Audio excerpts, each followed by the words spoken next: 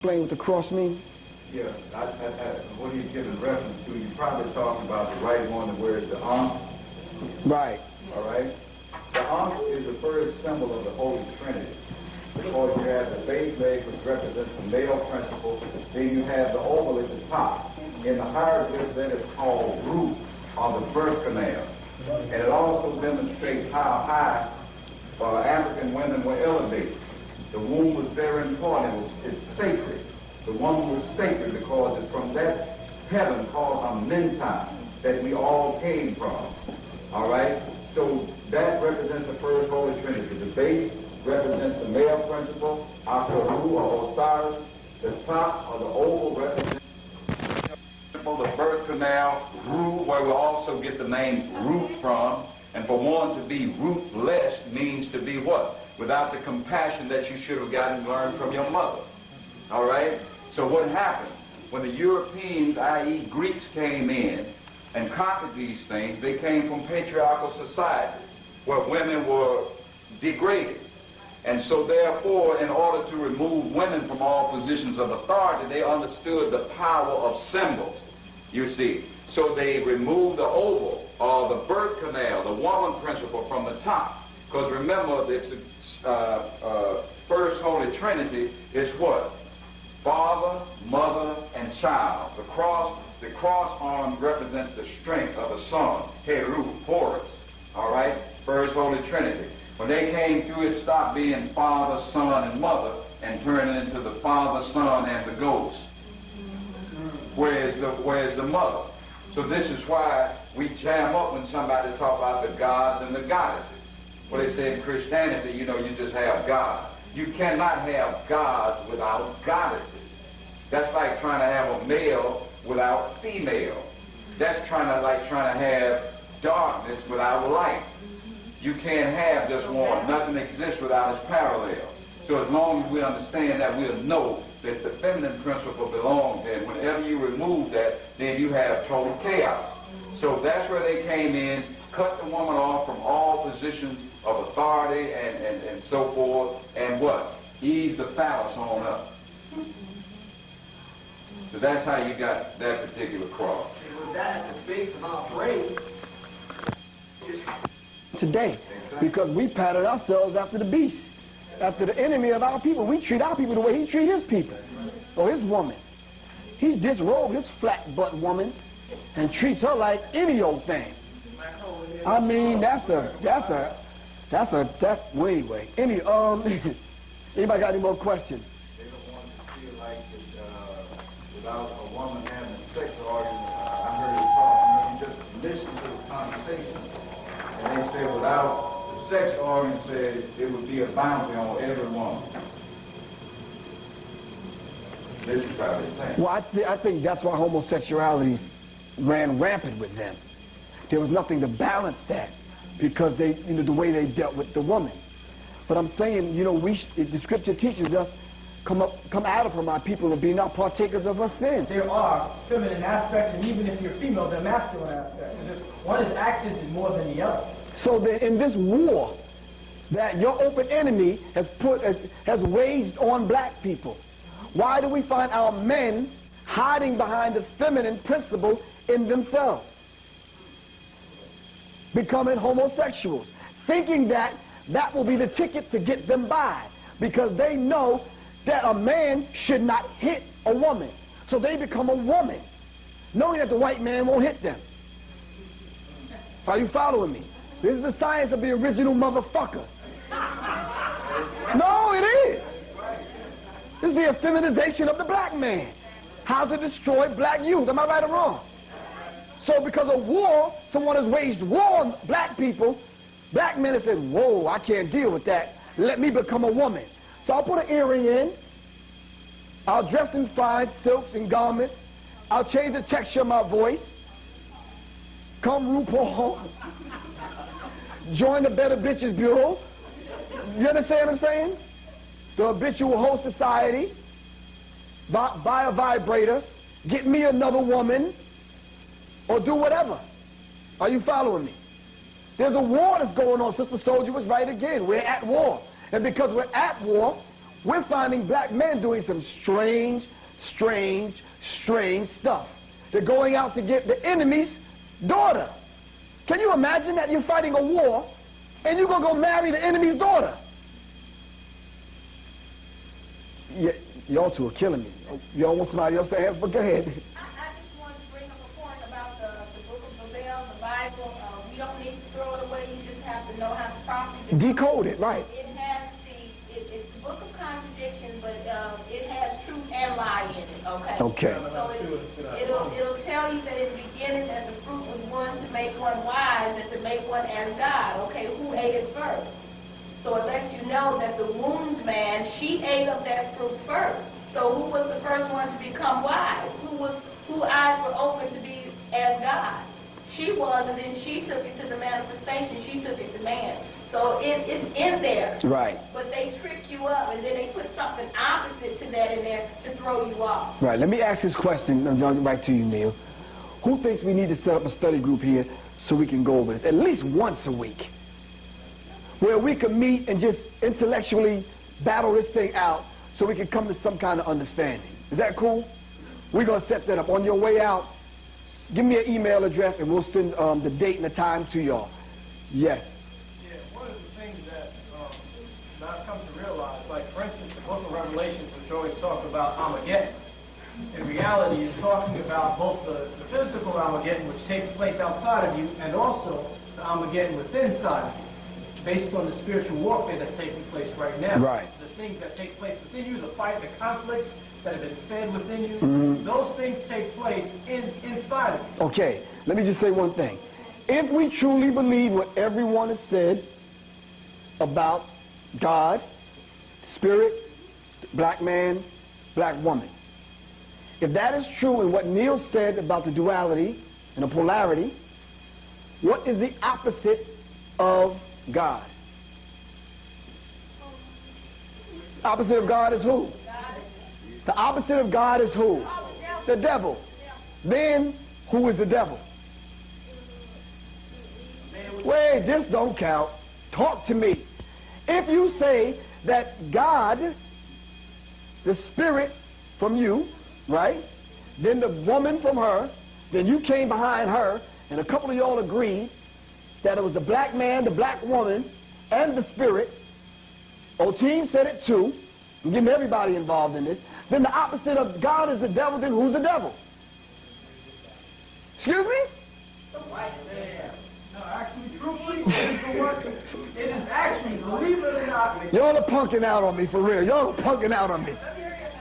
Hold on. Vet, didn't you say it was the spirit? Malika, didn't you say it was woman? Didn't you come behind Malika and say it's, you came behind Malika and said it's man and woman? Oteem backed you up, then you backed them up. Then what's the opposite of God? Who is the opposite of God? Yes, sir. Okay. Then power born. Okay. In order for there to be balance, in order for things to take place, in order for man to be ordained with free will, he has to have the right way and the wrong way so that he can make a choice. So you have a woman in them, you got a man in them, you got good and evil. Right. All in, okay. The polarity is reversed. Mhm. There is a choice. But in order for the universe to maintain a proper balance, the polarity that we see as good must be reversed so that we see as bad, all encompassing the same consciousness. Right.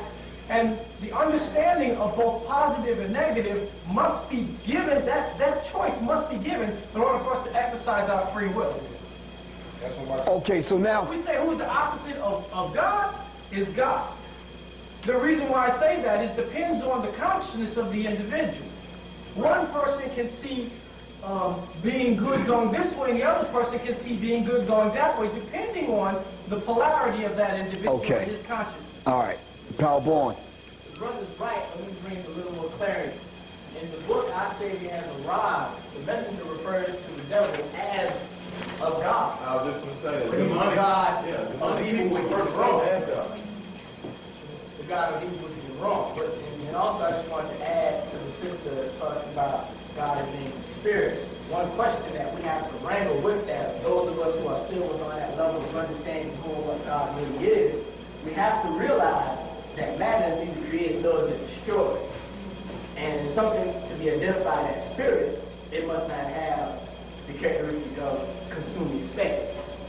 So a spirit cannot bring forth a physical universe. So basically what you're saying, if everyone left this room, would God be in this room? Absolutely. Absolutely. How would you know? Indeed. Well, slow down. Let's not talk so fast. If we all left this room, would God be in this room? How would you know? The reason why you would not know is because No, how would you know? you would not. The reason why I say that is because we can't even see outside our own apartment. We can't see outside of our own consciousness because of the level of development that we are on currently. So we're not going to be able to perceive who's in this room or if God's in this room.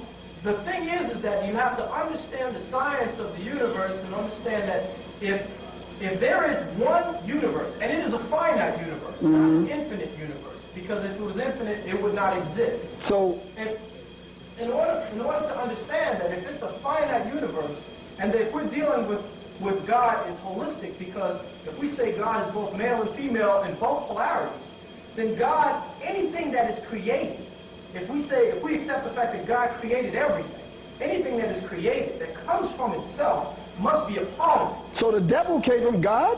Absolutely. Absolutely. Okay, wait, that's all I want to say. But you know, we've just proven, brothers and sisters, that what the white man put among us about we not being able to discuss religion is wrong. Because we just did. That's the importance of the study group. We can put a question out there. Each one can deal with it. We can come up with a synopsis on what this thing is about God and the devil. And leave out here intelligent, right or wrong. So this thing about we not discussing politics and religion is wrong. He put that among us. The devil put that among us. So last question. Why do they say sometimes you see a person might say he has the devil in him? The devil is a spirit. How did it get into him? Yes. I was basically saying that God and devil is a state of consciousness, and that since we were all created 180 degrees, half and half, that you can display the consciousness of either God or the devil. See, both of them are in us. What if you're a child? The same way, both are in them. Okay, it's what is extracted out of them. That's why teaching and proper, since they learn externally, the type of programming they get is so important, because that half and half that's in all of us, I say that our flesh is really the devil, because your true essence of who you are is not what you can see, it's your spirit. You Right. can see spirit. So when you look in the mirror, who are you looking at? You're looking at the devil. That's the being that's going to get you in trouble. Okay. That's the being that's going to get you, all your lustful desires and stuff. That's the being, that's the devil being. So let me ask you, let me just keep your hand up, but let me add on to the question. Then what is your soul? All right? Now hold on, let me clarify it. All right? Hold on. In psychology, right? Well, I'm not going to add that. I might give away the answer. But what is your soul? Yes, sir. Okay. Relating back to the very first question, and then we'll move on to the second addition to it, the amendment to it. Thoughts of things, right? Because we are given free will, and we have to decide for ourselves what we consider to be right and wrong to further our perfection. What we do is we attach ourselves to particular patterns of thought, which draw energy to it. And these energies, if they're negative, if they're consuming, right, they produce almost a personality of its own, right? For instance, a person say, yeah, we're going to go out and we may just go out and rob somebody and end up killing somebody in the process, because the rampage that took place and the collective energies that these people attach themselves to their thought end up in the murdering of somebody. You've seen where a situation may have started and it got completely out of hand because it's drawing on that energy, right? So thoughts are things. They actually manifest themselves and affect other people. But listen. The reason I say that is people say, well, it was the devil in me, right? And it's the process of thought to move on to. How do you process thought? How do you process thought? Yeah, because I may process thought different from you. We actually process thought the same way, what colors the fact. So you don't think men and women process thought different? Let me finish. What colors the process of the thought is many different things. Environmental factors, psychological factors, right? Those different things create the effect of different elements. Under everything, if we look at God as a holistic view and say that we are part of God, we're all Children of God, right. And we must, by the laws of nature, process thought the same way. How come we don't reflect God if we're the children of God? Because we don't reflect God, because we have taken the choice to do things differently other than the collective. You see, in order for us to be separate, in order for us to be able to make a decision of right and wrong, we have to have good and bad in front of us, right?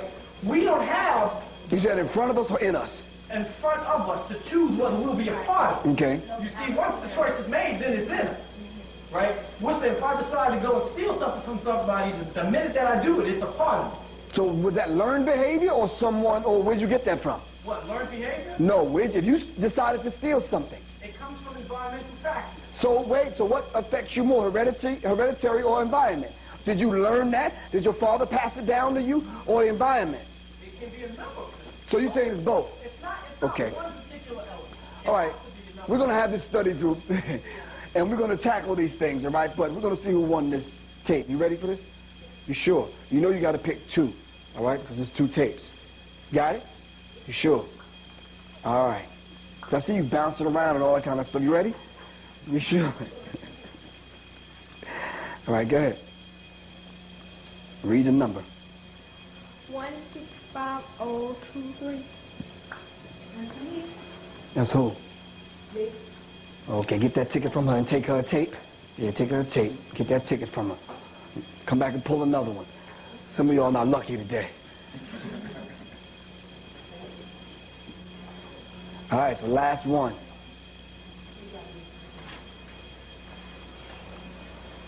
Yeah, she might be pulling something over my eyes. Hold up. Does it match? Why I keep calling? Go ahead.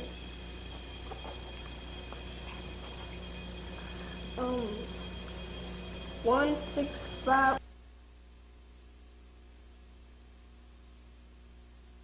Discuss the origin, how it got started, the intent of it, Right. to take it to where it's at today and what's happening with it. Well, I think mainly the origin of rap music and the intent. I don't think the intent was for any social, political, economic purpose. I think the origin of rap basically was just a means of expression. Black people expressing themselves.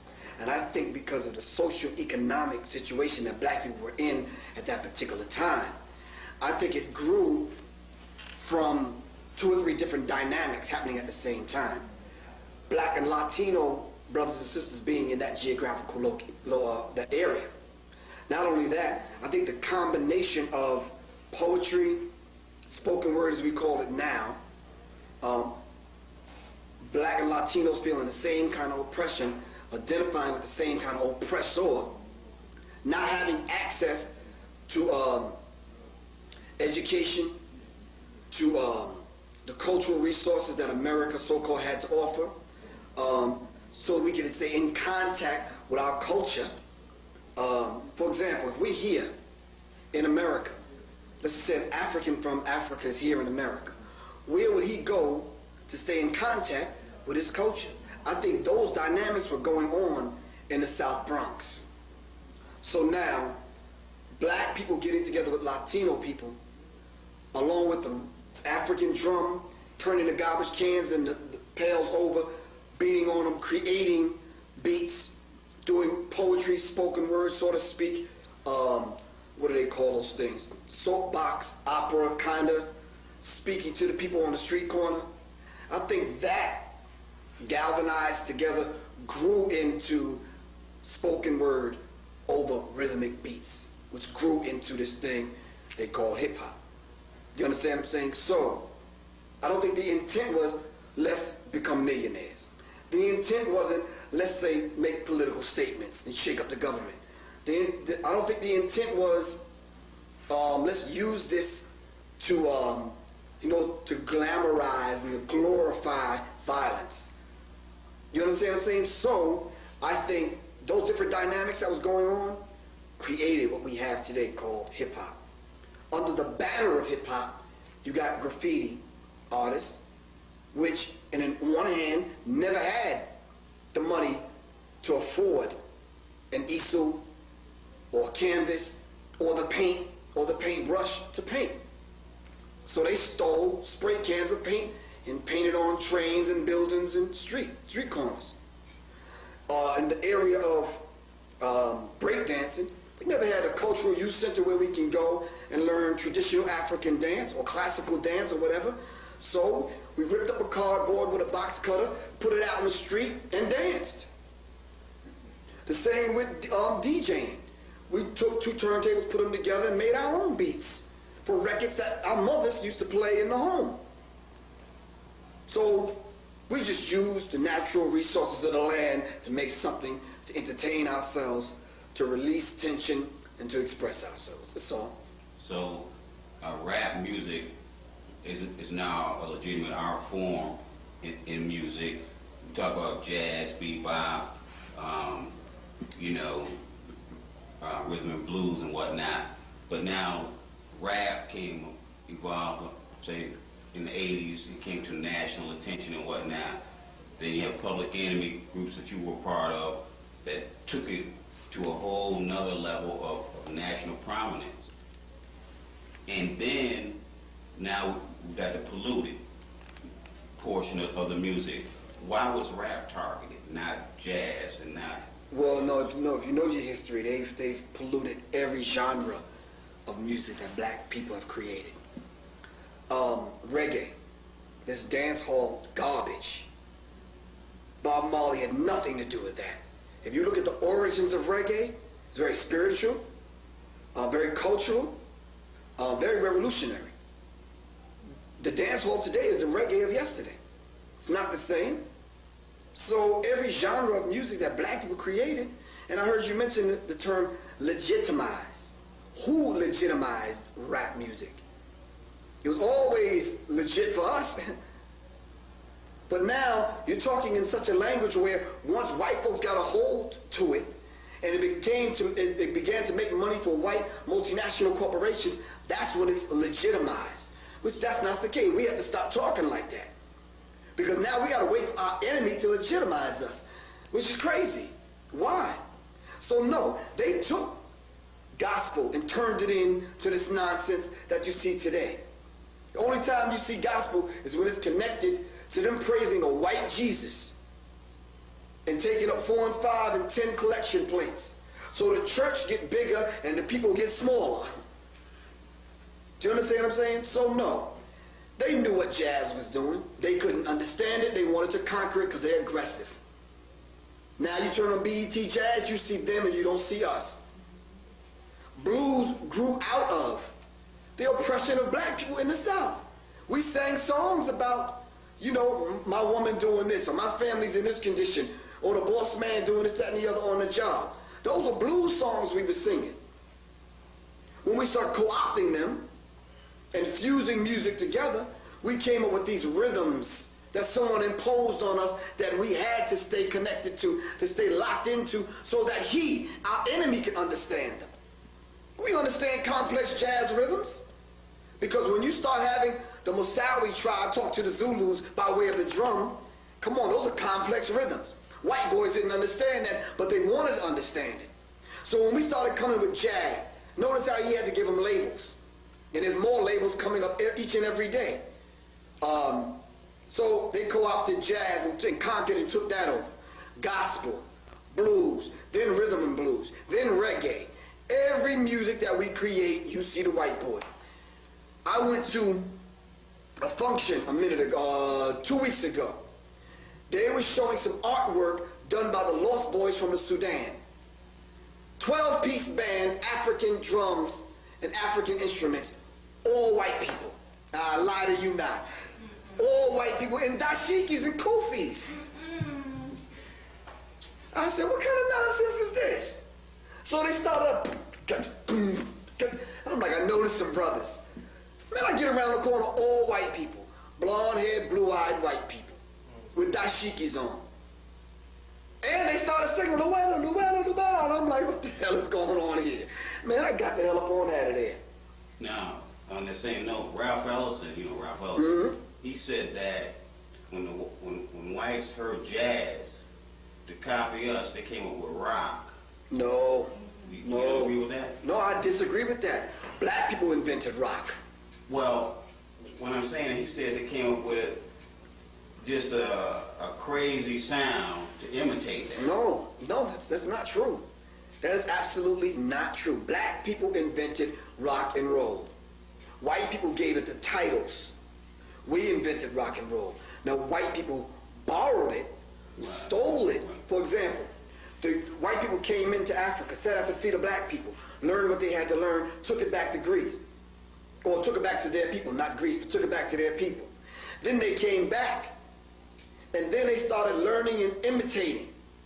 They left. Then when they came back, now that they imitated it, now that they learned what they needed to learn, now all they have to do is destroy the originator of it and stake claim and put their label on it. Well, what I mean, And that's what they've been doing. well, not that they invented it, but they came up with their interpretation of it, which was, that kind of just crazy kind of. Well, Britney Spears is their interpretation of Janet Jackson and all the other black women that came before Janet Jackson.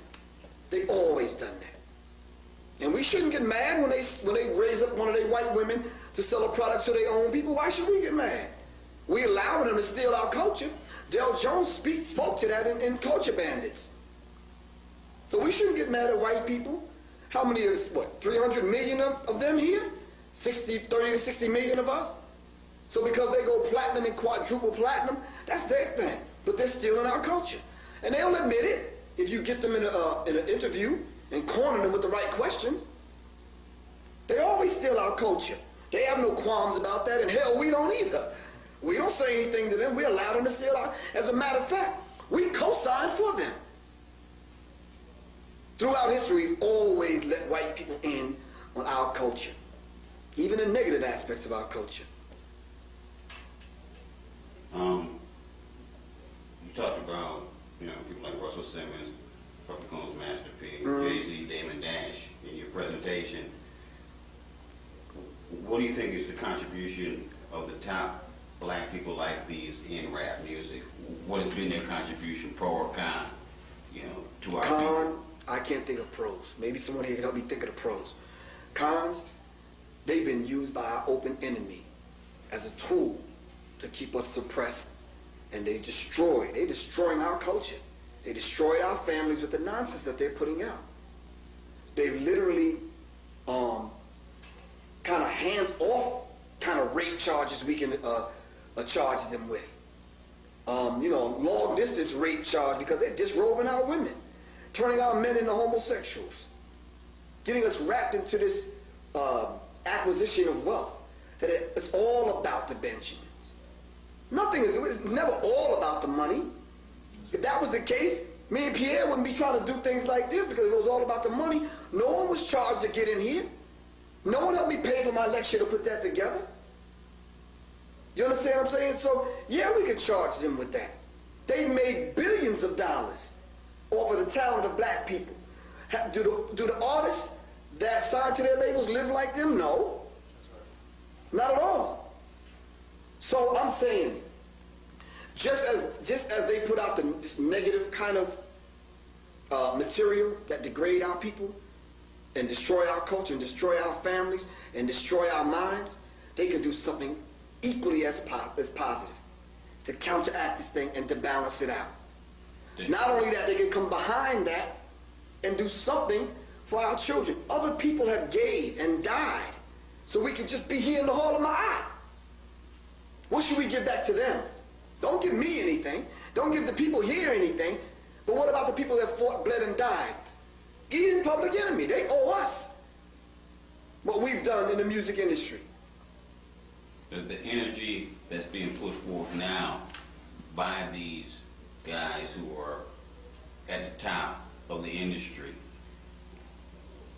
what we see what the implications are right now. What's going to be the long-term ramifications of this negative energy if it's not checked within the next couple of years? Well, if the universal laws that are in motion serve us correctly, these people ultimately gonna have to get dealt with. And if what goes around comes around, and I believe in karma, and I'm sure you do, what you put out, you get back tenfold. This is why I said in the lecture that God has taken our young women from us, Left Eye and Aaliyah. You understand what I'm saying? Taking soldiers like Tupac from us, Biggie. So I'm saying, this energy, this kind of energy that we send out has to stop.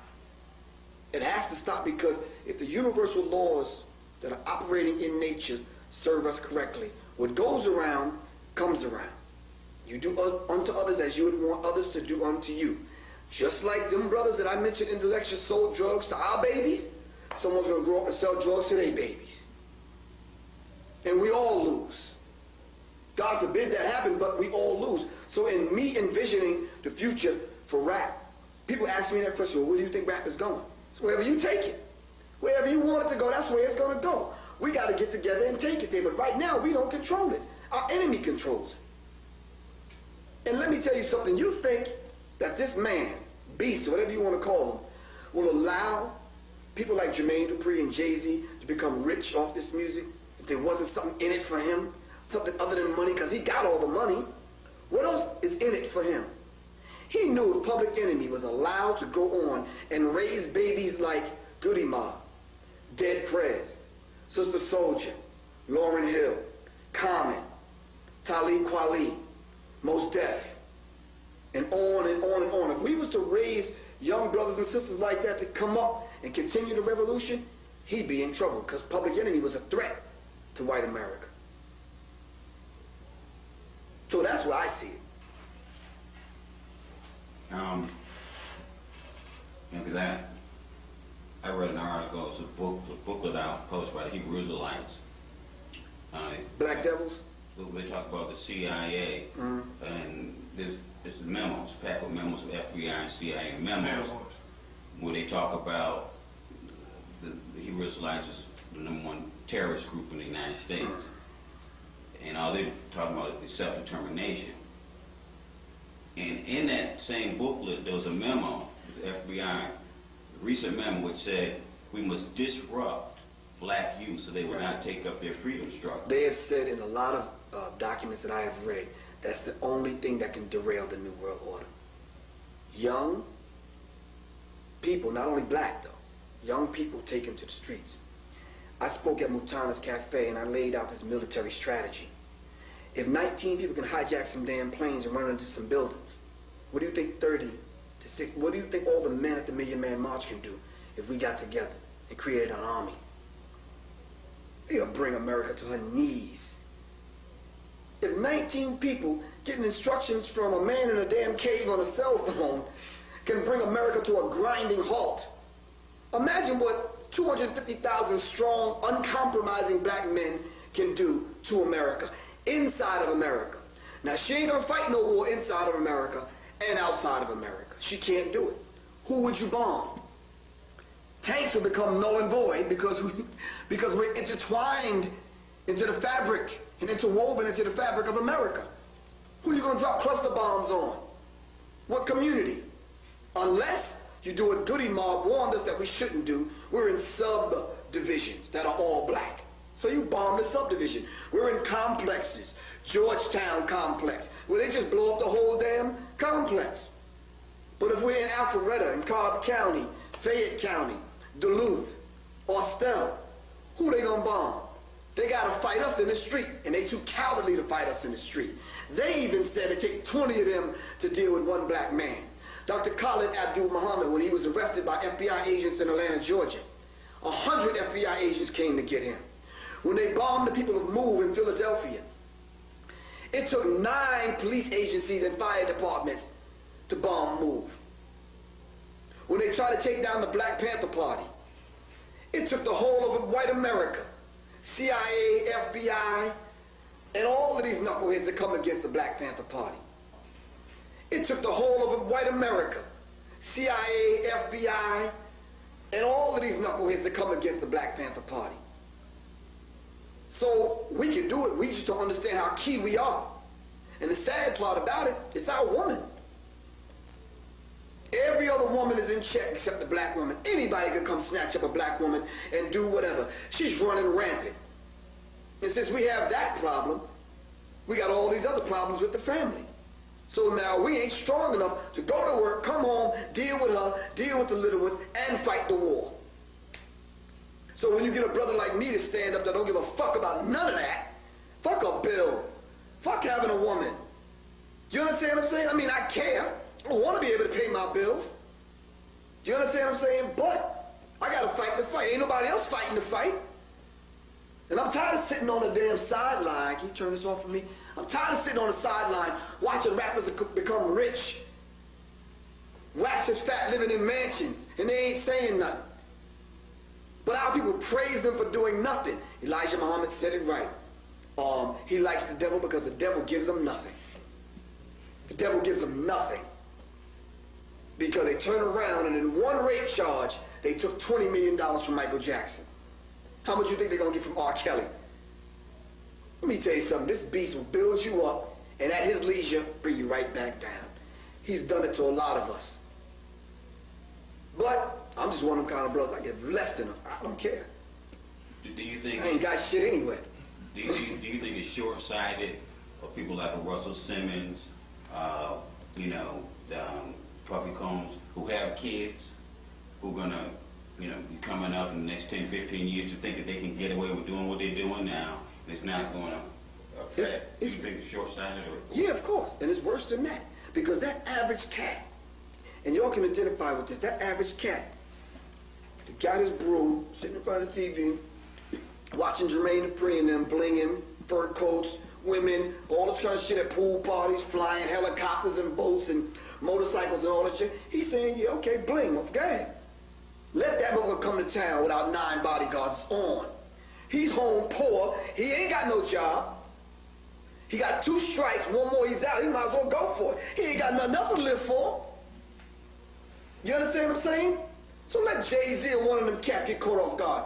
These cats brag about wearing $1 million in their mouth. About wearing $1 million worth of jewelry. And I ain't got no food in my refrigerator? Oh, you getting got, Negro, please. That's how brothers are thinking. What about that song by Ludacris that came out a while ago, where he's really downing the brothers and sisters in the project, saying, "Damn fool, why you in the projects, fool? Well, look, you ain't got this, you fool." Does anybody remember? No, I remember the song you're talking about.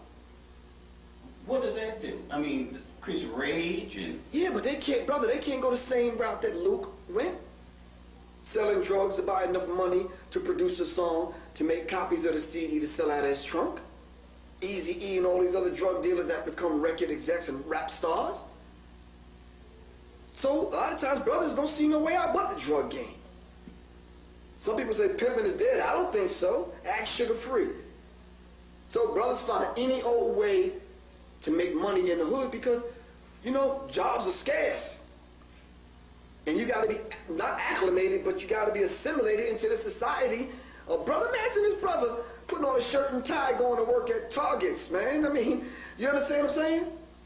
Ludacris, he was laughing at the poverty in the project. Why? Because in that song. Someone allowed him to be on Radio 1, the Hot 97.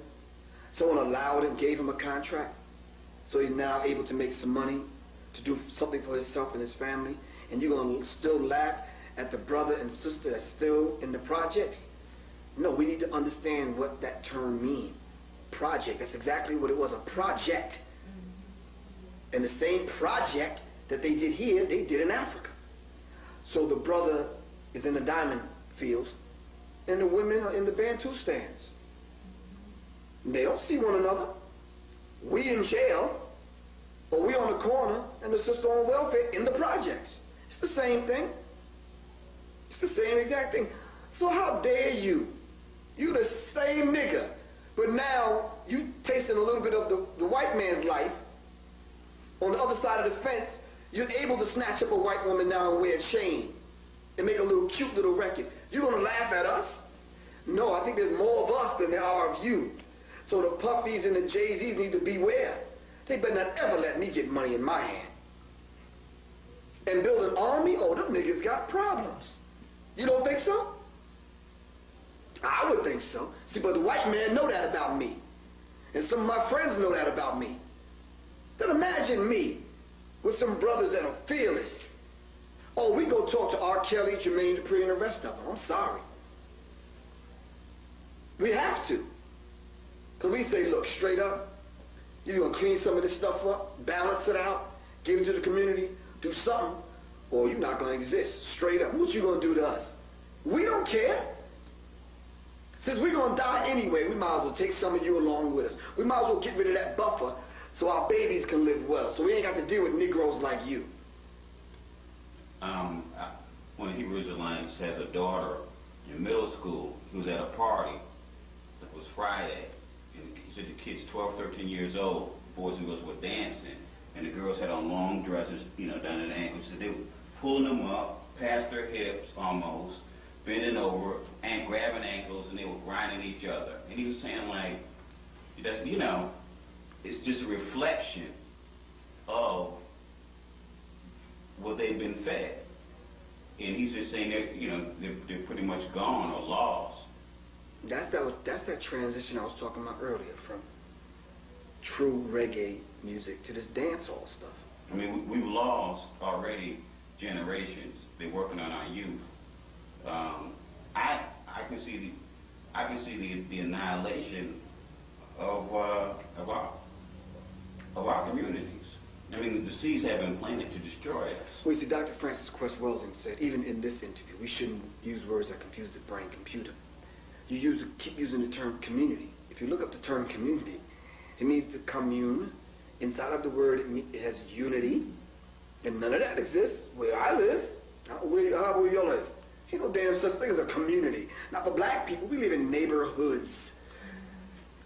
We have neighbors in the hood. We have no communities. No. That's not even a term that we even know. They live in communities. I wish one of them crackers would come next door to borrow some damn sugar. No. How you doing, Miss Johnson? Okay, that's it. See you shaking your hands last night, Miss Johnson. That's it. That's it. We don't live in communities. Do you live in a community? That doesn't exist until we get together. We're like-minded. We're on the same page. We're working towards a common goal of where we live, the upkeep of where we live. We need to own where we live. Then they become communities.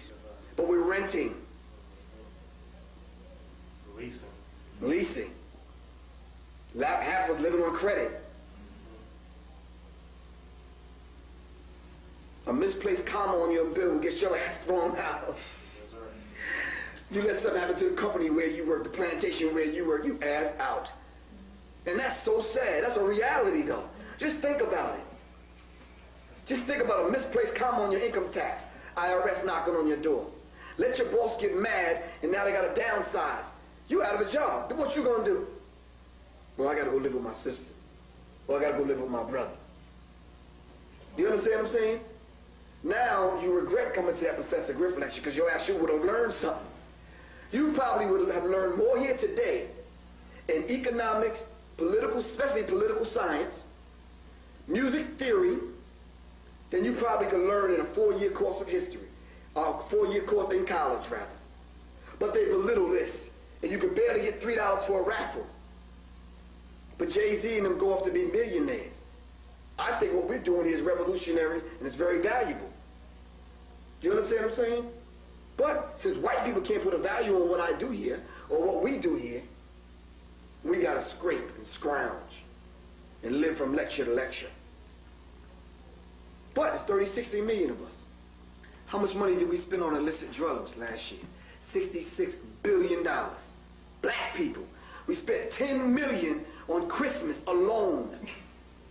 Why I gotta be poor? You understand what I'm saying? We should have an organization that supports researchers.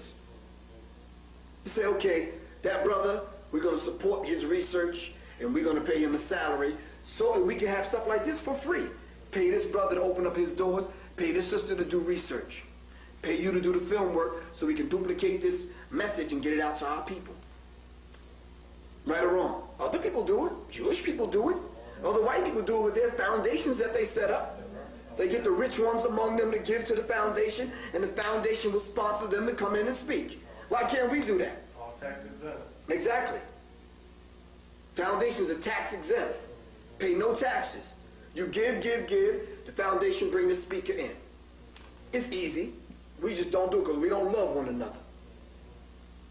We'll spend money on any and everything else. When you were at Morehouse, speaking to the students, you said that after the lecture they came to you, you were talking with them, and some of them said, hey, we know the only way we can get a recording contract is to come out with the negative stuff.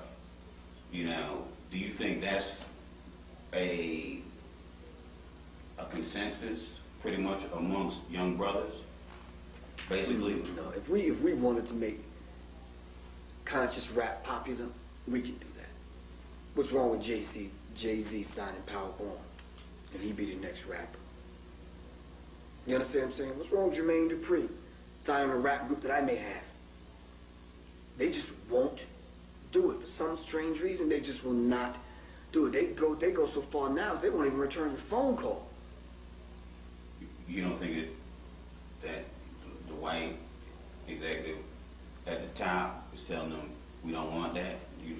No, because the white entrepreneur know and understand that we're going through a process where that same young white boy has niggerized hip-hop music. And he knows the thing that we will go and buy. Even if we put the word out that Tommy Hilfiger has said on the news and in print media that he don't even want us wearing his clothes, we still gonna buy his clothes. How sick is that? The cracker said he don't even want us wearing his clothes. He don't want black people's money. We still go out and buy Tommy Hilfiger. So you're saying that Jermaine Dupri and them just don't want to do conscious, positive rap music? No, they want to pimp. They want to pimp black women. You know, money ain't a thing. That's what they want to do. I mean, I wish they could do something else. I would even halfway feel cool about it if Jermaine Dupri he's a millionaire, and he had all his artists on his rostrum. Just one artist saying something. I mean, just one line. How about one word? How about just something? Because you kind of figure, if you look at where he came from, his father's father, mother probably came to a lecture like this. Am I right or wrong? He's probably went to a youth center, a boys club. Someone had to care and nurture him. He reaped the benefits and didn't take advantage of the position that he's in for poorer people? Nah. I'm a poor righteous teacher. You understand what I'm saying? Because I think my enemy knows what I will do with $1 million. And like I said earlier in the lecture, he can't give me his white woman. He can't give me his cars or his house. And because he know if he allowed me to live up there in Alpharetta with a spread, you understand what I'm saying? And I'm taking everybody here with me. Oh, he in trouble because he going to start moving out, because whenever we move in, he move out. Mm-hmm.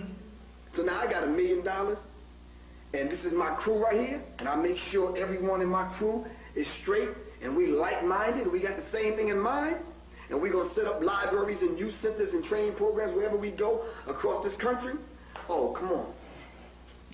I got $300,000, under the mattress to say we're going to build an army.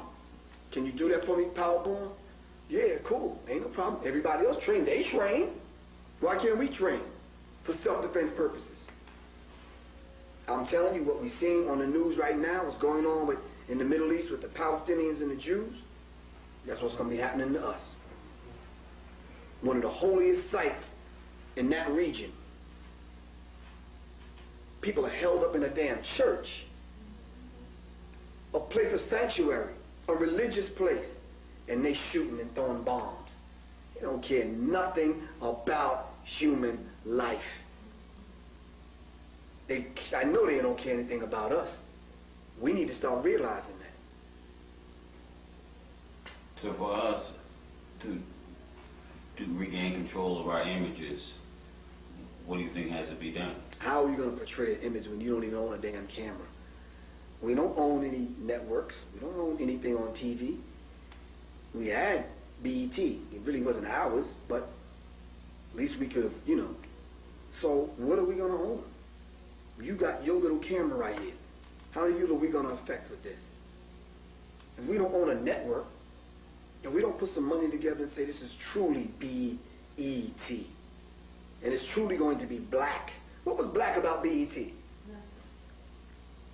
So how are we going to portray these images? How are we going to change the mind of the people?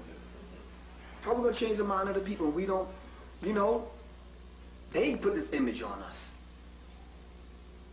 And as men, you know, we should be ashamed, brothers, for real. We're letting another man just roll our woman. Just roll up on her and say and do whatever. Let me tell you something straight up, excuse my language. When I grew up in New York, this is in my neighborhood. If I'm with my woman and I see another man and the man comes speak to her first, oh, that's a fight. You're not allowed to do that. If them two are a couple and I walk up on them, I got to speak to him first. Then I'm allowed to speak to her. How does it look like me introducing myself to your woman? But now you see the white boy, he got dreads, earring in his ear, braids, he's wearing the gear, he got the slang terms down pat, and he don't even want his white woman. He's giving her to us, but he's snatching up our woman. And we can't blame the sisters. The sisters don't see no strength in us. And brothers like me scare women away because they don't know how to deal with me. You understand what I'm saying? So when we going to stand up and say, okay, look, sister, seeing you in that dress, you know you look nice, and I know you look nice. And every other man that you done passed, know you look nice. Put some of that stuff up, all right? For real. At least cover a little of it up. What man in this audience right now feel good about being with a woman with her stuff all out? And you know, nah, bro, because you know in a minute you got to fight somebody. She should be smart enough to know, you know something? I know what kind of reaction this dress gets, so let me put some damn clothes on. Now, remember back in the days, y'all, when the black woman was more acclimated to the home? She knew home economics. She knew how to take care of the home. She knew how to cook. She knew how to sew. You can't even get no black woman to do that nowadays. Let a button be missing off your damn shirt. You gotta fix it yourself or take it to the cleaners. Let you be hungry. She don't know how to cook no meal. Add it in the freezer, take the wrapper off, stuff it in the microwave. Oh, please, man. These women are today. That's what we got going on. That's what we talking about. That's what's going on. I know how to You're a rarity, love. No. I'm not saying you're just super prehistoric or nothing like that, but what I'm saying is what he's talking about is the women of today. 2002 women, that's what he's talking about. No, because see, it's like I have a cousin that's 32 years old. Mm-hmm. And I mean, she cooks so well, make you want to slap her. Where is she at? Because I need to introduce her to some other women I know. One out of 30 of them. Sister. She got 4 children, and she got a husband, and she goes to school. Can I say something, Working sister? on her master's. My mother was trying to teach my sisters how to jar, how to store canned food. We always had a pantry. We always stored food away. My mother was teaching how to prepare meals. That is a lost art. That's a lost art. But you know why my cousin knows how to cook? She said if she had no other choice but to learn how to cook and teach herself how to cook. That's because what. her husband was one of those men that he had to have a meal. Now look what I have to do. And so she Look what I have to do. She taught herself how to cook, and I mean she's like a gourmet cook. Look what I have to do. I resorted to eating raw foods and learning how to prepare raw foods because don't no one cook for me. Do you understand what I'm saying? It's about survival. I have to survive. I gotta eat. So now I gotta go to the earth, pull up some seeds from the earth, mix them, blend them, crush them, do whatever, roll them up, and eat it to survive. Because women just don't cook anymore. There's no home, right? There's no home. Well, hell, she ain't even in the damn home. Home ain't home no more. That's just a place where you. That's just. Thank you. That's the place where you hang your clothes. Because my cousin's also teaching her 3 daughters and her son to cook, That's rare. take care of themselves. Because she had 7-year-olds that ironed like it came from the laundry. Iron? Her little girls would iron. I said, y'all want to come stay with me? Even iron is a lost art. So they everything. I know this one sister. And that's the way she said. She said, I'm raising my children so that they are responsible and self-sufficient. Because she told her son, there are too many trifling girls out here that can't cook. So if you get married, you better know how to cook. That's right. And take care of yourself and clean. And take care of your clean family. yourself. She said, because you're going to run into a woman that can't take care of you. Right. Now you know, see, the roles have been blurred and the gender lines are blurred. Man don't know his role. Woman don't know her role. And we're modeling ourselves off the people we see in TV. We can't live like them people. We can't live like them. Imagine you're not acclimated to the home. The woman is not acclimated to the home, so the children are not taught. So now you get up after partying all night, you don't iron your clothes on the iron, but you're trying to iron them while you... I know people that do that. You got a wrinkle on your arm, you got to take that. That is not cool. Griff, is the solution getting networks, our own networks,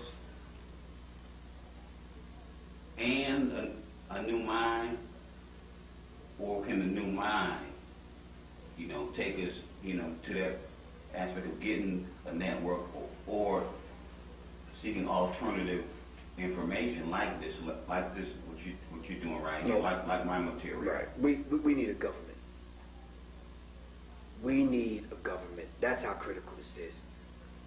We need to set up some responsible elders. Then I need to get some brothers that's going to protect those elders. Right? We need to have the elders come up with the game plan. I'm not going to rely on some of these young, thugged out little punks to come up with a game plan. We're not even going to go to the rich intellectual people. We're going to go to the elders, have the elders form a committee, and we're going to protect them elders at all costs. We're going to come up with the law that's going to govern us, and we're going to give people a time frame. Either you come back over to our side, or you stay right on over there. Once we build an army, got the elders in place that's going to be our government, we're going to petition this government for some land that we can call our own so we can separate from these people. Do you understand what I'm saying? I don't care what you have today, you need an army to protect what you have. Even if you just got you and your woman and your mate and what y'all trying to build, that woman is expecting you to protect her and your home. Do you understand what I'm saying? That's what we're going to have to do. Now, where are we going to get the finance from? We're going to connect with another African country that preferably has oil, that can do business with us. We'll send you 5,000 accountants. We'll send you some soldiers. We'll send you some scientists to come build up Africa. You send us some oil money. We build, we have dual citizenship, and we approach America and say, look, we got to go. We have to go. Get 8 to 10 states so we can call our own and protect them at all costs. That's what you see the Jews doing. Every people on the earth are fighting for their freedom and their liberation except us. And we run around here like we free because we're able to wear their clothes. Because you go to the club on Saturday, because you just got paid. Right. You already took some of your money out your check. The little money that you got, you go to the club with, because you come home Saturday and on Sunday morning at 6 o'clock in the morning, you had a good time, you think you're free. Because you're able to go to the plantation yeah, the because next you go to morning. the club, you think like Graver. But really, they still, yeah. So, okay, it's going to take some bold, daring,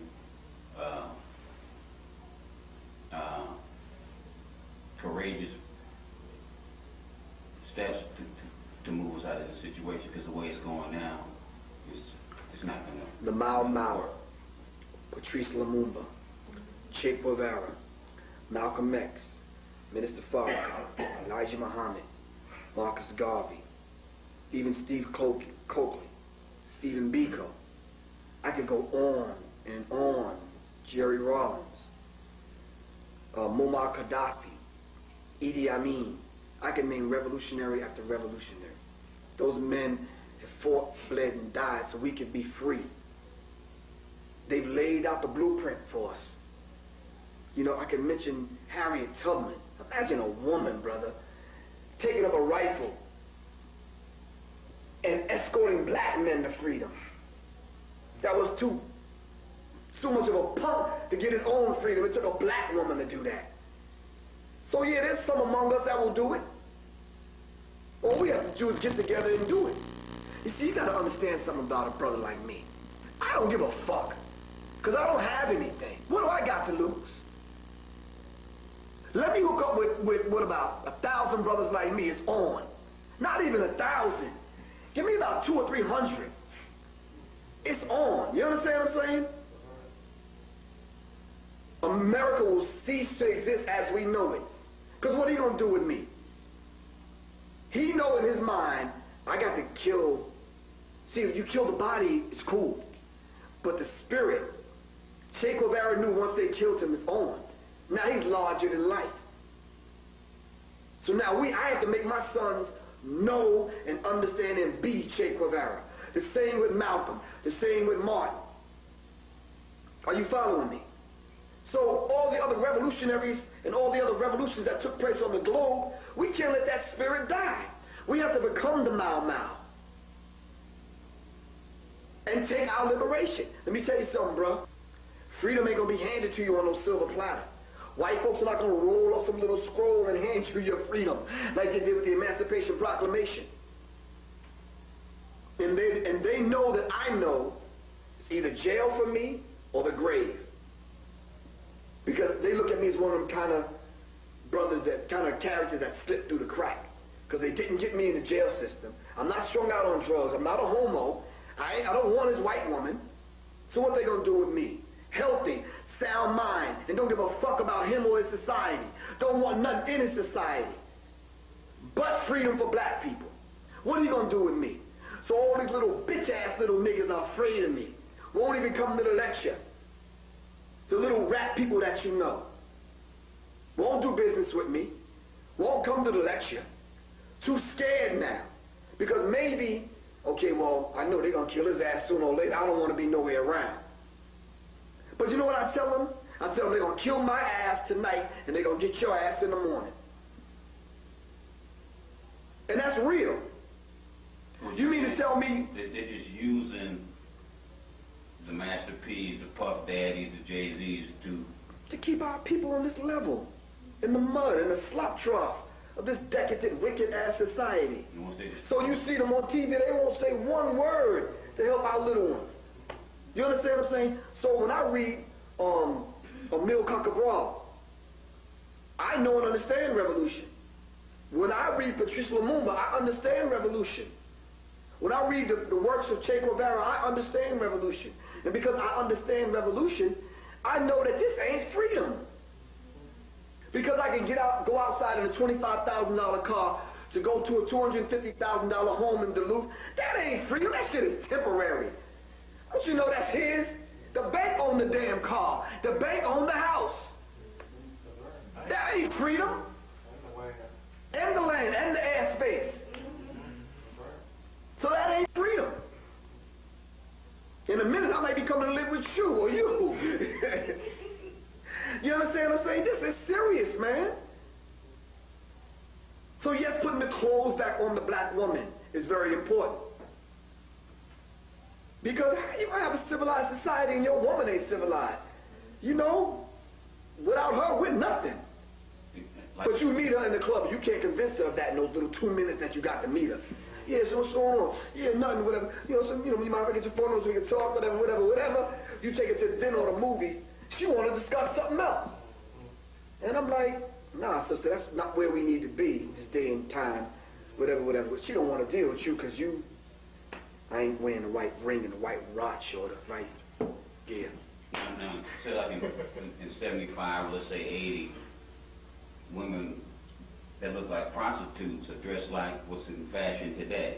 You know, you see the women with the high shoes, the tight spandex pants, it's fashion to have the breasts hanging out. Now, that used to be classified as a prostitute. You could tell that's a prostitute. She's on the street. But now they've got our women looking like prostitutes. Not only looking like prostitutes, but how about the mentality? Prostitutes on the corner sell their body to make money. Well, it's just that the women are not on the corner anymore. These women are giving it up, and they're getting trinkets, some shoes. Get their nails done. Their nails done. Get their hair done. Got their feet done. At least the prostitute was better off. At least she got to pay some decent money. But anyway, let me tell you something. No other civilized people on the earth, man, would allow their people. Why do you think the Taliban shut down the drug trade in Afghanistan?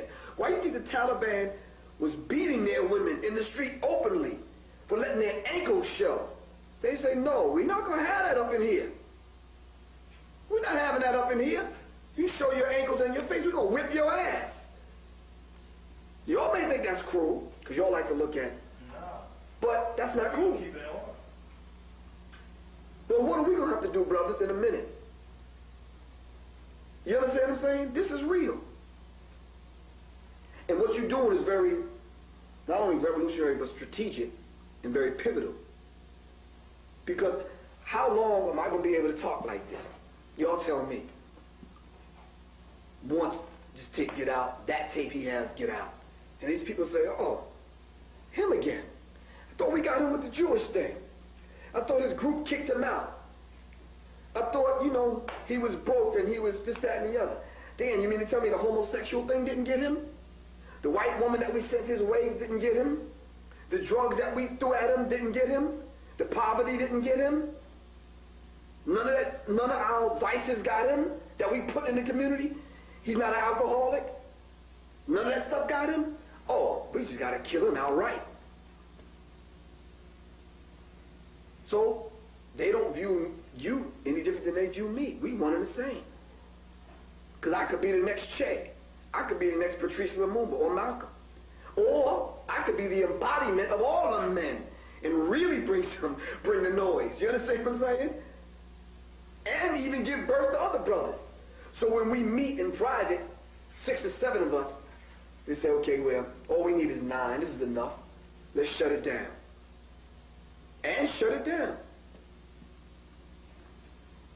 But on a trumped up charge, a late rainy Thursday, 3:30 in the morning, I'll be taking me out of my house like this.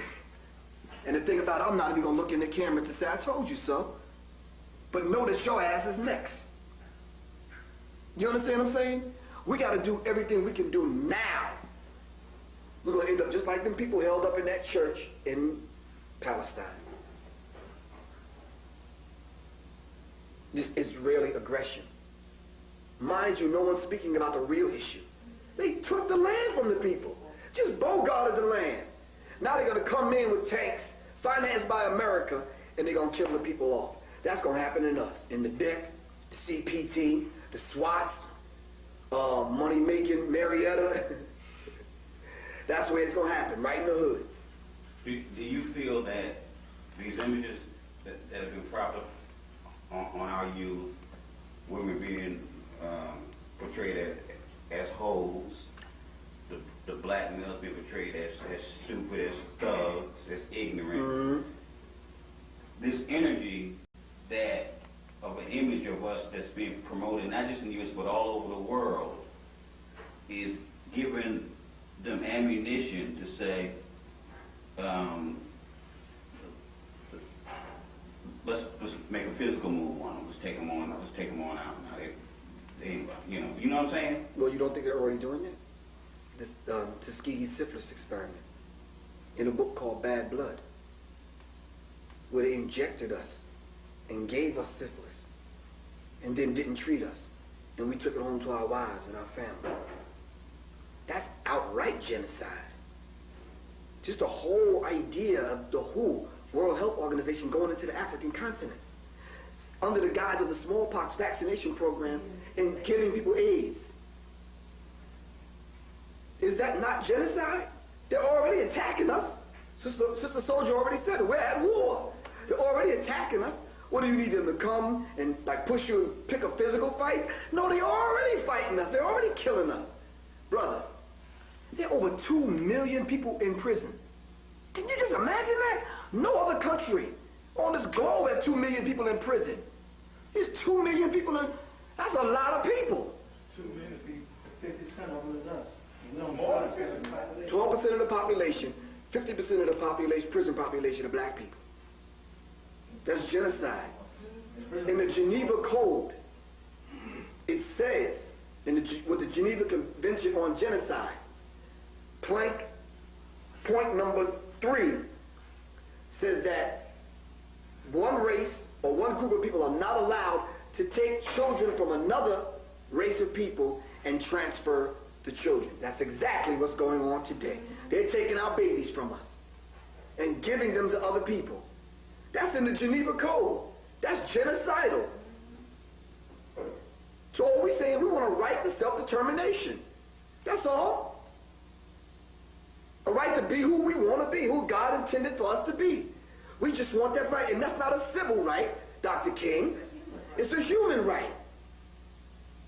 And human rights are given by God and not the white man who played God. That's all. That's all I'm saying, man. I'm not saying anything different than any other revolutionary. Except I'm doing it through hip-hop music, that's all. Like these conscious rappers like the Dead President, what can be done to get their message out here stronger? You know what I mean? They're not even giving the light of day. They're not even giving the light. Dead Prez was here, one album, now they gone. Because the white label that they were signed to is out of here. Why couldn't a black label come and say, oh, you're out of your contract? Come on, I'm bling-blinging. I got millions of dollars. I'll put y'all out. Nope. No. Sister Soldier had a children's program and a woman's mentoring program through Bad Boy. He decided he just didn't want to do it no more. Woke up, rolled over, Jennifer Lopez, broke up with him. He said, I don't want to do it no more. Come on, man. So what happened to one of these other bling-blingers? Jermaine Dupri stepped up to the plate and said, come on, Sister Soldier. You're doing something for our black women and our children. I'll give you some money. Hell, he could write it off on his taxes anyway, right or wrong. What's wrong with that? What's wrong with a black male mentoring program where we take young boys and have a rites of passage program? We can bring them righteously from boyhood to manhood. Nope. None of these bling-blinging cats, super rich mega rappers. Nah, they throwing money at the camera. They spitting at the camera. They got 8 and 9 honeys around them half naked. Come on, man. It's not jealousy. I'm not envious. I don't live my life like that anyway. Even when we was at the top of our game, we didn't live our lives like that. We were in Dominica starting a water project. We was visiting AIDS patients. We were doing lectures. You know, for nothing. Why are you paying me to do this? You know, I need to pay my rent like anybody else need to pay theirs. But these people don't even care. So now when the revolution comes, how should we treat Jermaine Dupri? Kick him in the ass. He is no love, man.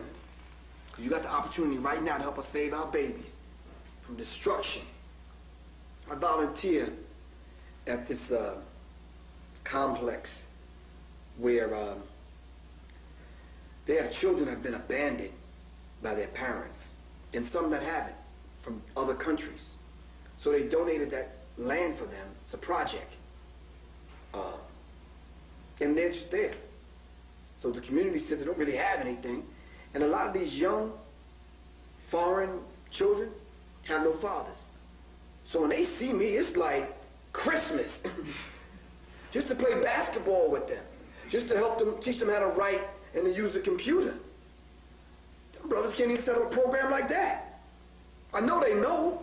Don't they know? Because they was probably in a program like that. They rap about it. They don't. Man, They know. it's critical, man. Seems like a lot of it has to do with, I got mine, you get yours. Yeah. Crabs in the barrel. Yeah. I got my soul drugs to your babies, and I made it, so why can't you? Why can't you do it? Why can't they? Same way I do. But I'm telling you, man, It might have to get physical in a minute. And I've slept in my car before. How about y'all? I've eaten peanut butter and jelly sandwiches. I don't mind living that way. They can't do nothing with me. They're not ready to live that kind of life. See, they comfortable. They take baths in jacuzzis with 4 and 5 naked women at a time. You understand what I'm saying? I gotta go to the flea market and get black soap and shower on myself. I'm used to living that way. I ain't gotta live that way. Don't make me no difference. I ain't trying to impress some cute little chick. Make me no difference. They ain't bringing the funk and noise like I'm gonna bring it. What you gonna do with a man that don't give a fuck about nothing? Let me tell you something, man. Them little babies that are strapping bombs to themselves in Palestine, what you gonna do with a person like that? You can't do nothing with a person that has determination to want to see their people free. I know I'm not gonna make it, but I want his babies to be free. And that's what's gonna happen. You understand what I'm saying? And they need to know that. Some of us care. Some of us are gonna bring it. All of us are just two punks. We're going to deal with them too. And I know in people's mind that may watch this, he's talking kind of tough. He probably got an army or something. But don't worry about it. They'll be all right. They will be all right. You ain't going to be able to live among us. Now with that foolishness, why do you think they go to try to live somewhere else? You're not going to be able to live among us because you got to see us every day. And you're going to be like that bitch in prison that everybody trade off. That's how you're going to be in a minute. How you going to live among us after you done did this to our people? The same people you did it to are going to grow up whipping your ass. So you wouldn't support Dead Prez, who was talking about, it's bigger than hip-hop and how to eat the right food and everything else that they mentioned on their album to teach our people. You wouldn't support them. We failed them. That was probably the next public enemy.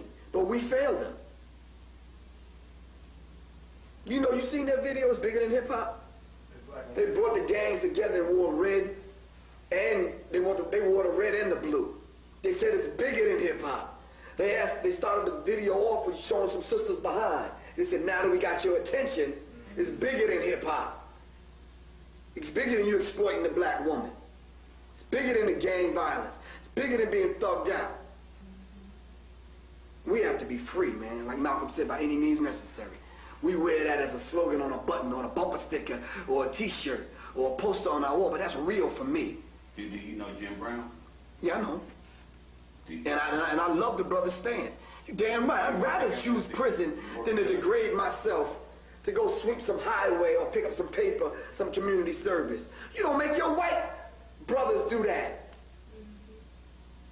The people from the SNL scandal that made off with millions, did they get community service? The Enron people. How many people from Enron went to jail? Nobody. You don't put them before the world to go clean up a street, community service. Why are you going to do that to our brother? He's an article on Final Call. He was talking about our black athletes are shirking their responsibility. They've been coddled. They're being coddled, by the white system, the NBA, and whatever, NFL. And they are basically just looking out for them and theirs, their family. They don't care. He said, and they need to really check themselves, Jim Brown was saying. Yeah, because when white people set up these little DARE programs and Mothers Against Drunk Driving and all these cute little programs that they set up, and they just get the nigger basketball player to come in and say words to the little white kids. Mm-hmm. What about our little black baby?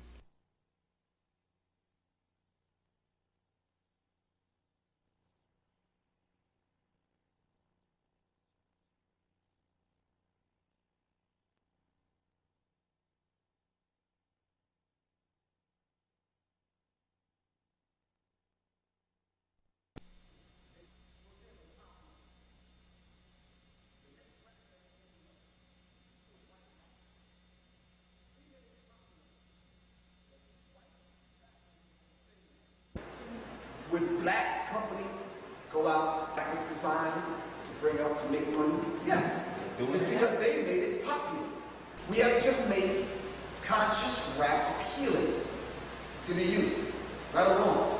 Then we need to set up an apparatus to check people like Busta Rhymes and Puffy with this Cavassier nonsense. I thought they had a deal with Cavassier, didn't y'all? But anyway, London, then you. Okay, let's see. I was just gonna say that I forgot most of the sentence, but can you read the sentence over real quick, please? I'm sorry. Are there too much drugs, crime, and violence in hip hop? And should we support those artists that work to promote the alcohol and tobacco companies? Oh, okay. You know, the killers of our people. Okay, all right. You were saying that Dougie Fresh was doing a beer commercial, and so Commercial, right. okay, so I was gonna say beer was made like in the 1800s before Dougie Fresh. People are gonna buy beer whether it's he selling it or somebody or somebody else. So they're gonna. I'm not saying that they're gonna buy beer anyway. Adults are going to, just like if I had a deal with Grand Marnier, I would take the deal, promote Grand Marnier. I would take the money, and because teen pregnancy and stuff like that is like close to my heart, I would fund that. Now, those people didn't want to be funded by the money that I made from Grand Marnier. That's on them. But I'm gonna do me. I'm gonna be true to me. So if Dougie Fresh, because I drink Grand Marnier, I'm not gonna try to front. So if you're not doing the beer thing, that's you. That's well, hold on, that's Griff. Also too, the Bible disrespects women, but nobody's throwing that out or jumping on that. I mean, we can come on that too. So let's understand your logic. Okay. So then, I'm Willie B, big time drug dealer. I got mad crazy loot, right? So basically, because I got money and I'm a drug dealer, I should be respected in the community. Because if you don't do drugs, then don't do it. But I can sell drugs to your babies. Okay, what I'm also saying is that, with this drug thing and all. I'm just using that as an example. Well, I'm just like gonna make my point is gonna be in my sentence. It's like, okay, yes, we're gonna teach our kids not to do drugs and this, that, and the other. But no one, not you, not the U.S. government, not the worldwide government, is gonna go over and destroy those drug plants where the source is. They're not gonna do it. I don't care how many forums you hold, they are not gonna do it. It's gonna be the same as when Malcolm found out, when he was talking to people about race. That was cool. But when he started bumping heads with the international cartel and with Martin Luther King, started really talking about the Vietnam War and stuff, that's when they got X'd out. That's why the Black Panther movement. So I feel like white people, that elitist percent, are saying, I don't care how much you talk, what you gonna do? Okay, so what you gonna do? The beard, and I'm going to go to the next person.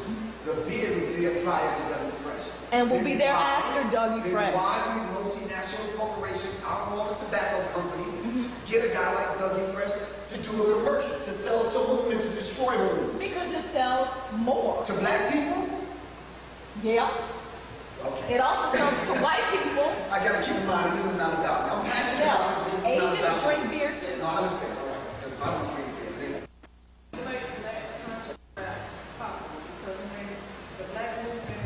Inner battle in hip hop. So if black women, let's just say prostitution among black women was popular.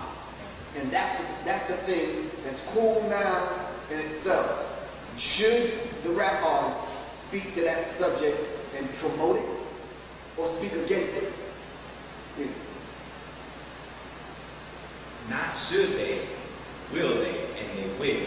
Whatever comes popular, just like Bin Laden blew the buildings up in New York, and you got rappers in That's a matter of opinion. I'm just saying, okay. Well, whatever. You got the thing with, just like you said, that's a matter of opinion, but because we've been told that, now you got rappers saying, yeah, I'll blow you up like Bin Laden in their rhymes. Whatever is going on, rappers are just going to talk about whatever's popular. But you don't think if we knew better, we would do better? We know better. Why So are we wait, here? okay, then that's the point then. Those rappers that know, what should we do then? If they know better, you know not to make no song promoting drugs and disrobing black women in your video and this kind of thing. We know better, right or wrong. So we keep on making the film and keep pushing it on our people, making little whores out of our little girls, ultimately ending up in a situation like R. Kelly. Yes, sir. Say you get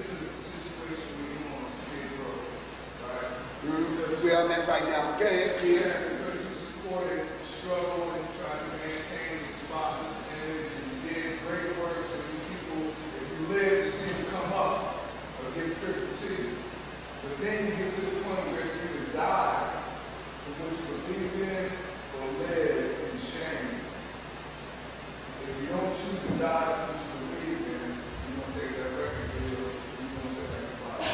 Yeah, but I have sense enough, brother. With my last album, And the Word Became, I'm not doing a commercial, And the Word Became Flesh, I approached Right Stuff, EMI, Capital. They said, we like your work, whatever, but this is the kind of deal we can offer you. I'm too smart to play that game. You understand what I'm saying? I'm like, no. We can sit down and come together halfway. You offer me that, but this is what I'd like to offer you. This is a business deal. You don't own me. I'm not a slave. This is a business deal. I don't want to sign to your label as an artist because you might lock me in between 5 and 7 years, and I ain't got that much time left. So no, we can do a business deal. We can do a licensing deal. I'll make the album. I'll give it to you for 5 years. You can license it and make your money and give me my album back after the 5 years. Well, how much you want? They would offer me $100,000. I'm like, no, I don't want your $100,000 because you won't want that back. And I ain't got $100,000 to give you back. Give me $50,000 and it's mine. I owe you nothing. You take the album, license it out, give me my album back in 5 years and we cool. Cool? Cool. So a deal is whatever has a date, your name and the witness, whatever you sign to, that's a contract. Am I right or wrong? Okay, so this contractual BS that we're about to discuss right here is nonsense. The same contracts that they use today in the music industry, they used back damn in the 50s. And that's just some outdated stuff. You mean to tell me I had a deal with Luke? You don't know Luke. The only artist that would sign me. I went to all these other people. Griff, I didn't know you rap. Aren't you the one that said so-and-so about the Jews? Aren't you this black rapper, militant? Well, what happened to Public Enemy? I got to go through all this nonsense. So after about 15 labels, he said, cool, I'll give you $25,000. That's all I can give you. Make the album, let's see what it do. Cool, so $350,000, he was shocked. There was one line on my contract on page 78. I had an 85-page contract. One line in the middle of the page with a cross-collateralization clause. That everything is cross-collateralized. So if I didn't pay the money back for the $50,000 video he made, he gets that money back off the record sale. Are you following me? So if I didn't get the money back from the promotional tour that he got the bus and the hotels and the per diems and all that for my group, he gets that money back off the record sale. If he don't get the money back off the whatever, the toothpick that I borrowed and everything else,